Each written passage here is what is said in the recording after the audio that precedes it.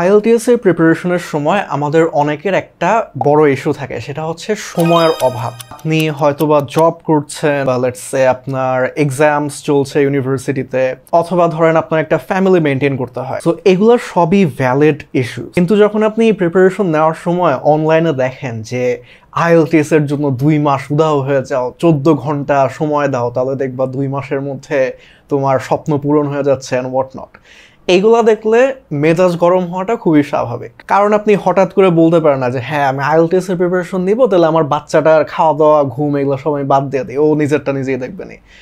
This is not realistic, right? তো আপনার somehow লাইফের যে আনঅ্যাভয়েডেবল ইস্যুসগুলা এগুলাও মেনটেন করতে হবে, এবং আপনার যে গোলটা আইএলটিএস একটা ভালো স্কোর পাওয়ার, ওইটাও আবার মেনটেন করতে হবে। এখন প্রশ্নটা হচ্ছে করব কিভাবে? ওয়েল, লাকি ফর ইউ, আমি লাস্ট অ্যাট দিস পয়েন্ট 2.5 বছর ধরে যেসব স্টুডেন্টদেরকে পড়াই, বেশিরভাগই হচ্ছে আপনাদের ক্যাটাগরির মধ্যে পড়ে, লাইক জব হোল্ডার্স অথবা লেটস সে হাউস ওয়াইফস, যাদের হচ্ছে ফ্যামিলি মেনটেন করতে হয়, বা এরকমও পেয়েছি যাদের হচ্ছে হয়তো বা এইচএসসি এক্সাম অথবা ইউনিভার্সিটির ফাইনাল ইয়ার, সো অনেক পড়ার প্রেশার থাকে, এগুলোর পাশাপাশি পড়তে হয়। সো আমি ওনাদেরকে যে অ্যাডভাইসটা দেই, আপনাদেরকেও আমি সেম অ্যাডভাইসটাই দিব, বাট ওই অ্যাডভাইসটা শোনার আগে আপনার একটা সিম্পল ইকুয়েশন বুঝতে হবে। সেটা হচ্ছে আপনি লাইফে যে কোনো কিছু অ্যাচিভ করতে চাইলে, in terms of let's say academics and skills, আপনার বেসিকলি টাইম অ্যান্ড এফোর্ট, এই দুইটা জিনিস লাগবে। যে কোনো একটার কমতি থাকলে আপনার রেজাল্টটা হয় আসবে না, নাহলে আসতে অনেক দেরি হবে। সো আপনাদের এখানে ইকুয়েশনের সমস্যাটা কোথায়? টাইমে, রাইট? টাইমটা আমি বেশি দিতে পারতেছি না। তো এই ক্ষেত্রে আপনার যেটা লাগবে, আপনার এফোর্টটা বাড়াতে হবে। এখন এফোর্ট কেমনে বাড়াবো? What does it even mean, right? তো এইটার সব থেকে সিম্পল এলিমেন্টটা হচ্ছে ফোকাসটা বাড়ানো। সো সব কিছু মিলায় অ্যাডভাইসগুলা কি আমি আপনাকে বলি। আমার ব্যাচগুলায় যে স্টুডেন্টগুলো সব থেকে বেশি সাকসেসফুল ছিল, যাদের জব ছিল, ফ্যামিলি ছিল সব একসাথে, তারা বেসিক্যালি যেটা করতো সেটা হচ্ছে দিনে খুবই স্পেসিফিক একটা ব্লক অফ টাইম বের করতো। সো আমার এক স্টুডেন্টের সেই টাইমটা ছিল ফজরের নামাজটা পড়ার পরে, আর এক স্টুডেন্টের রুটিনটা ছিল যে আমার যে ব্যাচটা ওটার ক্লাসটা শেষ করে লাস্টে 1 ঘন্টা পরে দেন উনি ঘুমায় যেত। সো আপনারা এরকম একটা সময় বের করতে হবে। তো এই টাইম ব্লকগুলোর স্পেশালিটি কি? এটা হচ্ছে যে এই সময়টা আপনার কোনো ডিস্ট্রাকশন থাকা যাবে না। সো এটার মিনিংটা আমি আপনাকে বুঝাই। আমি যখন আমার অ্যাডমিশন সিজনে ছিলাম, সো তখন যেটা হতো, আমি অলওয়েজ বলতাম আমার ফ্রেন্ডদেরকে যে আমি 12, 13, 14 ঘন্টা করে পড়তেছি। বাট যদি আপনি রিয়েলিস্টিকলি ওই সময়গুলো দেখেন, তাহলে দেখবেন যে আমি 30 মিনিটস পর পর একটু ফোন টিপতেছি, একটু হচ্ছে আপনার স্ক্রোল করতেছি, একটু দেখতেছি সোশ্যাল মিডিয়ায় কি হচ্ছে, 5-10 মিনিট করে দেন আবার হচ্ছে ব্যাক করতেছি। সো এমনি আধা ঘন্টা 1 ঘন্টা পরে দেন আবার একই কাজ করতেছি। সো এইখানে যে সমস্যাটা হয় সেটা হচ্ছে আপনার ফোকাস বারবার খালি শিফট হচ্ছে, যেটার ফলে আপনারাও নিজেরাও এক্সপিরিয়েন্স করেছেন যে একটু আগে আমি কি পড়ছি সেটাও আমি ভুলে যাই। সো আমি আমার এই হ্যাবিটটা চেঞ্জ করেছিলাম ইউনিভার্সিটিতে ওঠার পর থেকে। সো আমি এই জিনিসটা এখনো মেনটেন করি। সেটা হচ্ছে আমি খুব অল্প একটা সময় পড়বো, বাট ওই সময়টা দুনিয়ার কেউ আমাকে রিচ করতে পারবে না। আপনি আমাকে ফোন দিয়ে পাবেন না, মেসেজ দিয়ে পাবেন না, কোনোভাবে কিছু পাবেন না আমাকে। সো আপনার ক্ষেত্রে যদি এরকম সিচুয়েশন লাগে, আপনার ওয়াইফ বা হাজব্যান্ড বা বাবা মা বা যাকেই হোক না কেন, বাচ্চা হলে তো কিছু করার নাই, সো এটা একটু ম্যানেজ করতে হবে, বাচ্চাকে ঘুম পাড়ায় দেবেন।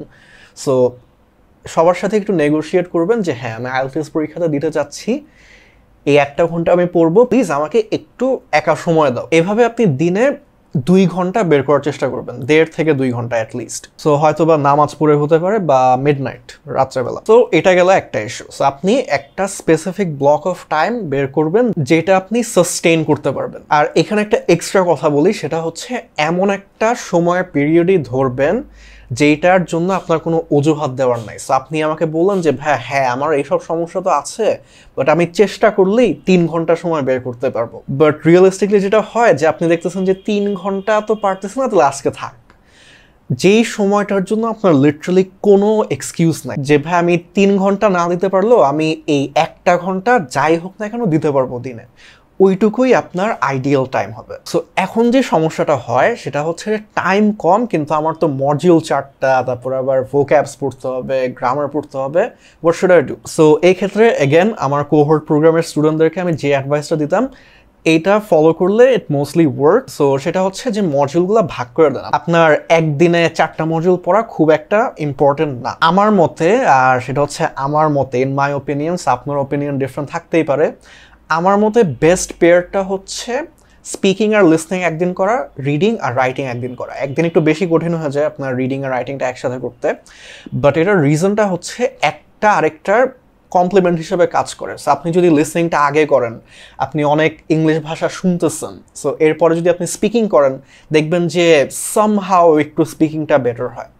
তারপর ধরেন আপনি রিডিংটা সলভ করতেছেন, রিডিংয়ে অনেক প্যাসেজ পড়লেন, অনেক আইডিয়াস গ্যাদার করলেন, হয়তো বা দেখা গেল যে ওই রিডিংয়ের আইডিয়া দিয়ে আপনি নতুন একটা রাইটিং টাস্ক টু কমপ্লিট করতে পারছেন। সো এইভাবে একটু লুজলি একটা আরেকটার পরিপূরক হিসেবে কাজ করে। এখন এই বিষয়টা আপনার উপর, আপনি অন্যভাবেও করতে পারেন। সো এটা গেল। আরেকটা জিনিস হচ্ছে যে আপনি অনলাইনে দেখবেন যে আপনাকে রুটিন দিয়ে দেয়, সবাই হচ্ছে রুটিন হাতে ধরায় দিয়ে দিবে। আর রুটিনগুলো অলওয়েজ এরকমই থাকে যে আজকে করবেন কেমব্রিজ 18 টেস্ট 1, পরের দিন করবেন কেমব্রিজ 18 টেস্ট 2, এইভাবে হচ্ছে খালি চলতে থাকে। আপনারা কি মনে হয় যার মধ্যে বিন্দু মাত্র একটা কমন সেন্স আছে তার জন্য এই রুটিনটা কারো বানায় দেওয়া লাগবে? It's common sense, right?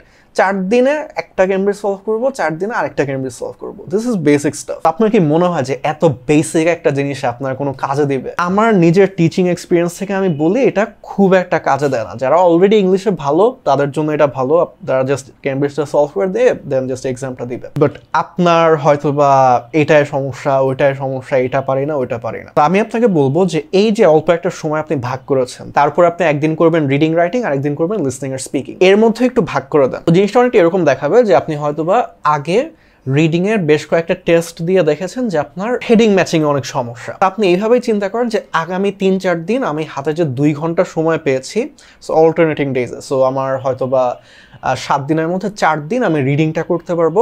এই 4টা দিন আমি হেডিং ম্যাচিংটার উপরেই ফোকাস করি। সো আমি হয়তোবা 10টা হেডিং ম্যাচিং করে 1 ঘন্টার মধ্যে 10টা করে, ওই 10টা আমি বারবার খালি রিভিউ করব যে কেন আমার ভুল গেছে, কোন জায়গায় সমস্যা, আমি প্যাসেজের ঠিক জায়গাটা পড়ছি কি না। 4 দিন পরে দেন আপনি একদিন একটা ফুল টেস্ট দিলেন দেখতে যে আচ্ছা হেডিং ম্যাচিং এর উপর এত ফোকাস করার ফলে আমার ওভারঅল স্কোরে কিরকম চেঞ্জ আসে। And you can do the same for listening and you can do similar things for speaking and writing as well, ভাগ ভাগ করে বেসিকলি। সো এই দুইটা I think at this point দুইটাও না, অনেকগুলো কাজই বলছে দিন শেষে, বাট এগুলা যদি আপনি একটু স্ট্রাকচারালি মেনটেন করতে পারেন তাহলে আপনার স্টিল সময়টা বেশি দিতে হবে। আমাদের আগের ইকুয়েশনটা কি ছিল? আপনার কিন্তু এখানে সময় কম, সো এফোর্টটা বেশি দিতে হবে। সময় কিন্তু দিন শেষে আপনার হাতে কমই। সো এইভাবে যদি আপনি একটু ফলো করতে পারেন তাহলে লাইফ গেটস ওয়ে ইজিয়ার। আপনার সারাক্ষণ মাথার মধ্যে একটা পেইন নিয়ে থাকতে হবে না যে ওয়াইএলটিএস এর জন্য এত এত পড়তে হবে, সবাই পড়তেছে আমি কেন পড়তে পারতেছি না, অ্যান্ড হোয়াট নট, মানে খুবই বাজে একটা অবস্থা। সো আই থিঙ্ক এইটা আপনার জন্য লাইফ একটু ইজি করবে। এটার একটাই ডাউনসাইড, আপনি হয়তো বা 2 মাসে এক্সামটা দিতে পারবেন না, আপনার হয়তো 3-4-5 মাস 6 মাসও লাগতে পারে, যেটা আপনার এমনিতেও লাগতো। Language learning is a very lengthy process, right? So যদি এই ভিডিওটা আপনার কাছে ইউজফুল লেগে থাকে তাহলে আমি একটা জিনিসই চাই, ভিডিওটা একটু শেয়ার করেন, আর যে প্ল্যাটফর্মে দেখে থাকেন না কেন, ইউটিউব বা ফেসবুকে, লাইক দেন, খারাপ লাগলে ডিসলাইক দেন, ফলো করেন। আমার নাম Nafi, and I'll see you on the next video.